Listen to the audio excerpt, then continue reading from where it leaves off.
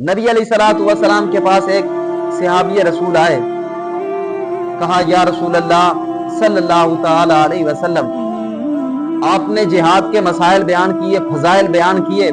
उस सहाबी ने जब सुना तो कहने लगा या रसूल अल्लाह सल्लल्लाहु ताला अलैहि वसल्लम, अगर मैं भी जिहाद के अंदर शरीक हो जाऊं तो मैं जिहाद करते करते उसके अंदर शहीद हो जाऊं, शहादत जैसा अजीम शान मकाम हासिल कर लूं, तो क्या या रसूल अल्लाह मेरी बख्शिश हो जाएगी, मेरे गुनाह माफ हो जाएंगे, मैं जन्नत में चला जाऊंगा? अल्लाह के महबूब पैगंबर सल्लल्लाहु ताला अलैहि वसल्लम फरमाने लगे कि ऐ मेरे सहाबी, तू जिहाद के अंदर जाकर लोगों के साथ, काफिरों के साथ जिहाद करे, करते करते खुद शहीद हो जाए तो अल्लाह ताला तुझे जन्नत अता फरमाएंगे, तेरे ऊपर कोई गुनाह नहीं है। उसने ये बात जब सुनी, जिहाद के अंदर जाने ही लगा।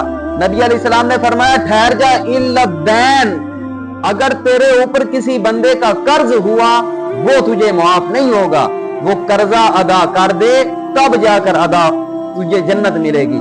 इसलिए प्यारे भाइयों, नबी अलैहिस्सलाम ने हुकूकुल इबाद को, बंदों के हक को बहुत ज्यादा बयान किया, बहुत ज्यादा जोर दिया।